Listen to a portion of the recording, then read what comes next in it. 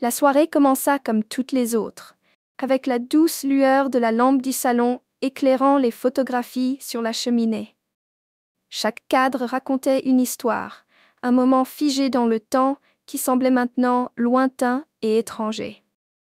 Je m'appelle Eleanor, et si vous m'aviez demandé il y a une semaine, je vous aurais dit que ma vie, bien qu'imparfaite, était stable.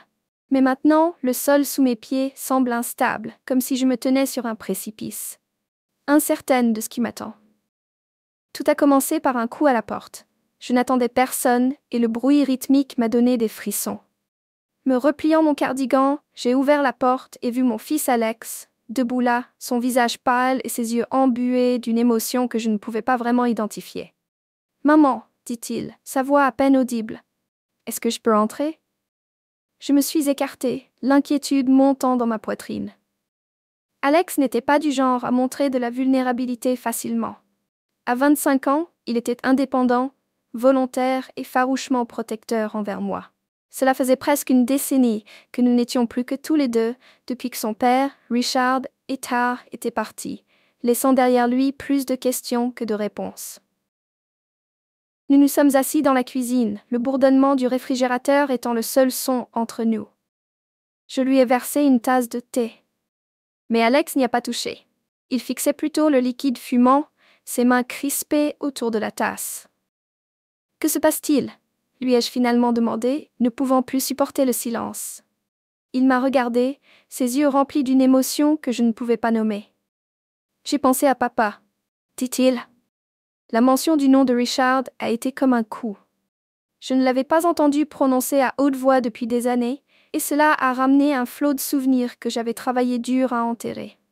« Henry » demandai-je prudemment.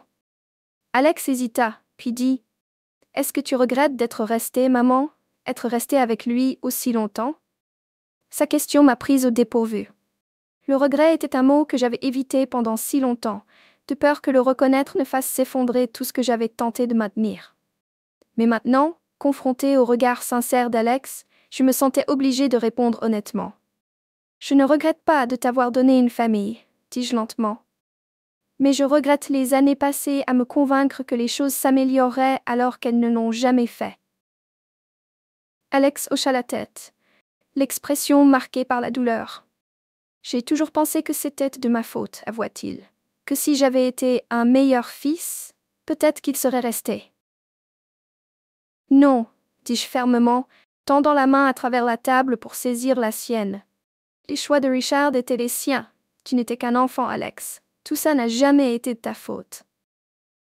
Nous restâmes silencieux un moment, le poids du passé s'abattant sur nous comme une lourde couverture. Finalement, Alex brisa le silence. « J'ai fait des rêves à propos de lui, » dit-il, à propos du jour où il est parti.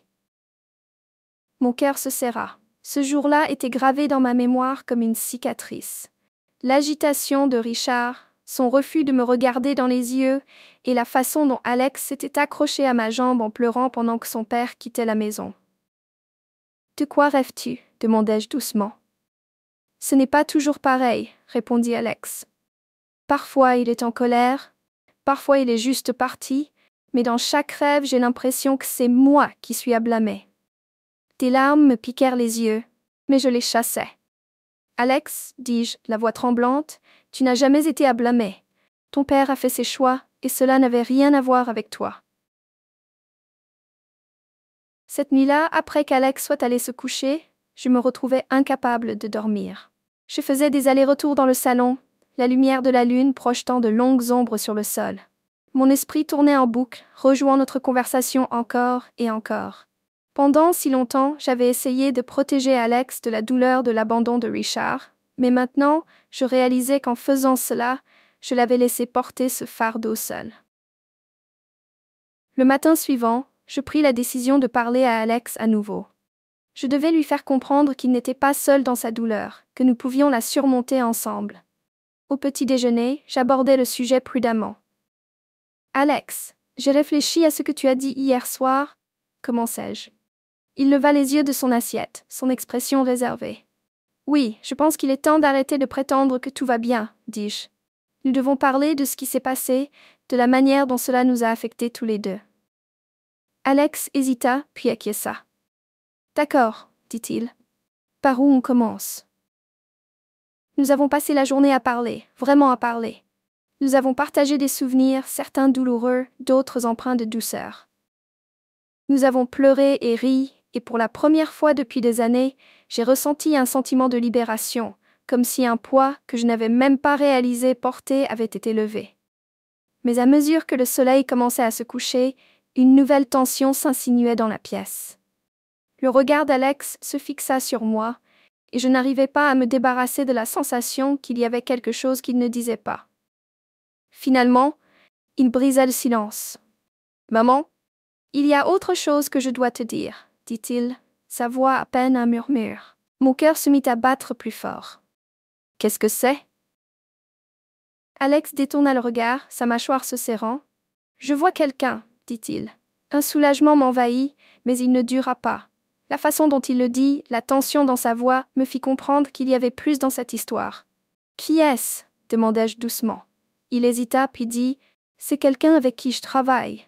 Elle s'appelle Sarah, mais il y a un problème. » « Quel genre de problème » Alex soupira, passant une main dans ses cheveux.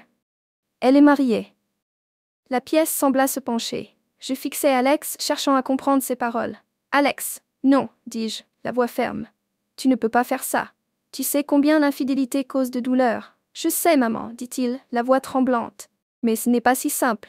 Elle n'est pas heureuse et moi...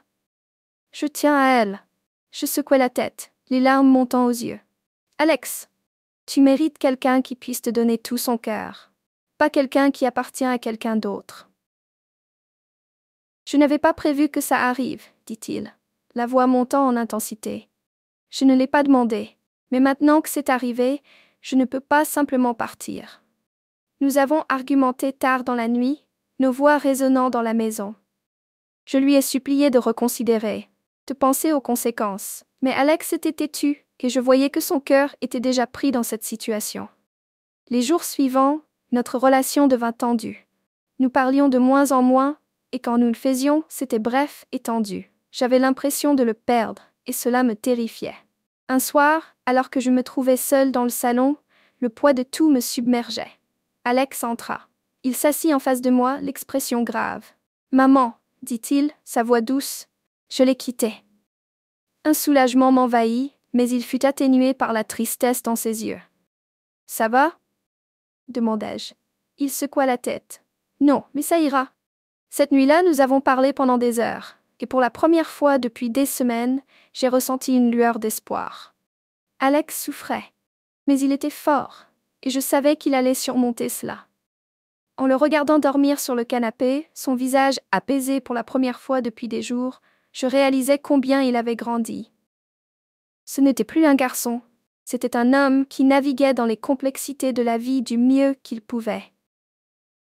Les semaines suivantes, Alex et moi nous sommes rapprochés comme jamais. Nous avons affronté notre douleur ensemble et ce faisant, nous avons trouvé une nouvelle force. Notre lien était inébranlable, forgé à travers les épreuves et la guérison. Et bien que les cicatrices du passé demeurent, elles étaient le témoignage de notre résilience. Parce qu'en fin de compte, ce n'était pas la douleur qui nous définissait, c'était l'amour qui nous avait permis de traverser cela.